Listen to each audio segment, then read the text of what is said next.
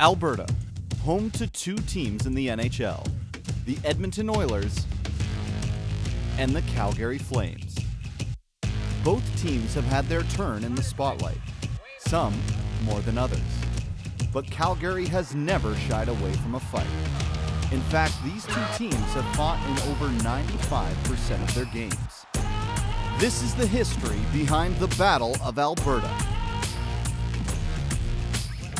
Since 1980, there have been nearly 300 meetings between these two teams, and even more if we look back before the NHL brought them together in Western Canada. In fact, the first recorded meeting of Edmonton and Calgary dates back to March 1895. The Calgary Fire Brigade's hockey club traveled to Edmonton and shut out both the Edmonton Thistles and the Mounted Police team from Fort Saskatchewan. The next time these two cities met was with the founding of the WCHL, coming from the short-lived Big Four League. The Calgary Tigers and the Edmonton Eskimos were a prominent force in the regular season, with Edmonton winning 3 of 5 from 1921 to 1926, and Calgary picking up the other 2 wins. Sadly, the league had a plethora of issues, and the NHL expanding into the United States marked the beginning of the end for the WCHL. Eventually, the WHL hit a breaking point, and before disbanding, the NHL Board of Governors purchased the contracts of every player in the league for $258,000. It would be almost 50 years before pro hockey returned to Alberta. In 1972, the World Hockey Association arrived bringing 2 new teams to the province. Calgary unfortunately had a string of bad luck until the 1979 merger with the NHL. First with the Calgary Broncos, who folded without ever playing a game, and then with the Calgary Cowboys, whose reign only lasted from 1975 to 1977 due to low attendance and a lack of a proper stadium. When the WHA arrived, they also brought with them the Edmonton Oilers. But after the whole Broncos fiasco, they changed their name to the Alberta Oilers, with plans to split games between Edmonton and Calgary. And though they put up mediocre numbers, their fan base and support remained strong enough to keep all of their home games in the Edmonton Gardens. Thus, they changed their name back the following year. But like the WHL, the WHA was no competition for the dominant NHL, and in 1979, an agreement was reached merging the two. A year later, history would be made. The Atlanta Flames, suffering from low attendance and struggling performances on the ice, moved to Calgary after being purchased for an at-the-time record high of $16 million. And with that, Alberta now had 2 NHL teams. But little did anyone know the rivalry that was about to ensue. The NHL's Albertan teams were nearly unstoppable through the 80s. This is where their rivalry and skills flourished, and from 1983 to 1990, one of these teams represented the Campbell Conference in the Stanley Cup Finals. The Flames were instantly embraced in Calgary and had early success making it to the Stanley Cup semifinals in their inaugural season. The Oilers, however, did not share in the early success. They finished 16th and 14th in their first 2 seasons and only won 1 playoff series in their first 3 seasons.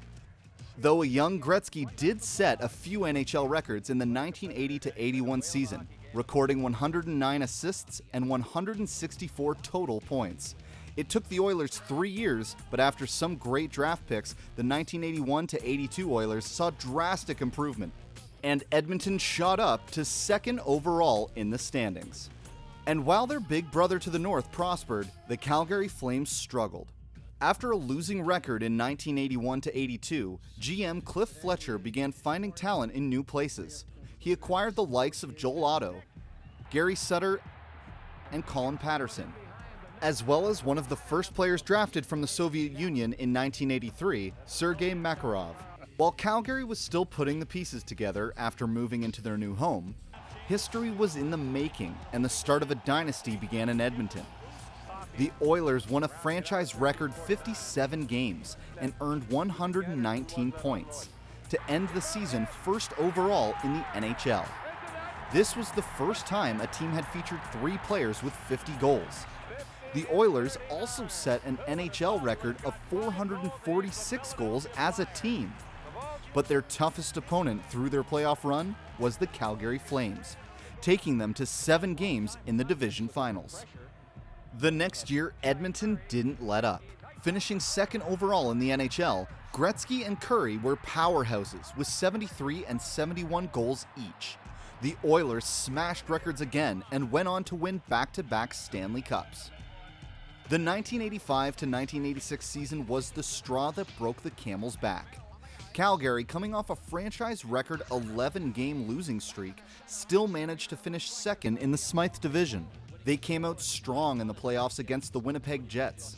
And the team that eliminated them in the first round of playoffs the previous year lost in an 8-3 victory for the Flames. The Oilers did not disappoint either, setting records for most goals in a season by a defenseman, most assists and points, but the 80s Oilers would be stopped short of a third Stanley Cup run. And after a brutal 7-game battle, on his own birthday, rookie Steve Smith sealed the fate of the Oilers by scoring on his own net. 1987 to 1988 was another year of records for both the Calgary Flames and the Edmonton Oilers. The Flames recorded their first 100-point season, earning them the President's Trophy for having the NHL's best record. They also ended the Oilers' 6-year reign on top of the Smythe division.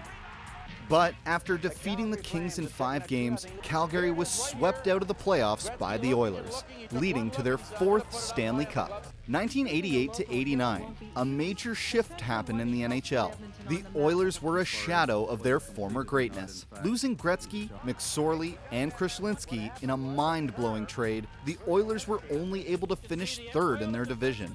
And for the first time since 1982, they were eliminated in the first round of the playoffs. It was a completely different story down in Calgary. The Flames were awarded their 2nd consecutive President's Trophy, with a franchise record 117 points. And even more impressively, the Flames went on to defeat the Montreal Canadiens on home ice to win the Stanley Cup. 1991 would be the last time these teams would meet in the playoffs until 2020. The Oilers, even though coming off a Stanley Cup win the year before, were the underdogs. Despite this, the Oilers fought for a full 7 games with an overtime victory hat trick by Esa Tikkanen. From 1991 to 2020, the Battle of Alberta fizzled. Changes to the regular season schedule reduced meetings, but also these two teams hadn't met in a playoff series since '91. Both teams have yet to resurrect their dominance in the NHL. Mind you, the Battle of Alberta has seen some light in the darkness. Through this time, there have been 3 regular season sweeps. The Flames swept the 6-game series in 2009 to 2010, and the 5-game series in 2014 to 2015, while the Oilers swept the 4-game series in 2016 to 2017. Fights have gone in favor of both sides. With over 260 between the two, there have been many to note. Oilers' Sheldon Surrey and Flames' Jerome McGinley have had multiple meetings, but one in particular could have been the breaking point for Surrey. Surrey broke his hand, and a year later, after breaking it again in a fight in the AHL, in 2019, he would say in a tweet, "I was close to having my hand amputated. I spent about 12 weeks on the IV bag with a PICC line on my heart to keep the infection from killing me."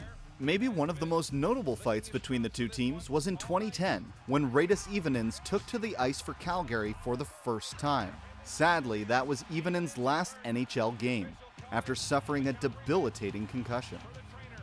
The most recent meetings have ignited that rivalry more than ever, with a major point of contention being the Kassian Tkachuk drama from the 2020 season. This marked one of the roughest years in the history of the Battle of Alberta, with a line brawl that was set off by the first goalie fight in the team's history. In total, over 70 minutes and penalties were handed out between the two teams during that game. We can clearly look back and see the dominant force that the Edmonton Oilers and the Calgary Flames were. From 1984 to 1989, the Stanley Cup lived in Alberta, and Death Valley was a road team's worst nightmare. And though these teams are no longer in their glory days of the 80s, we're seeing the Battle of Alberta resurface and possibly take on new life in the 2020s.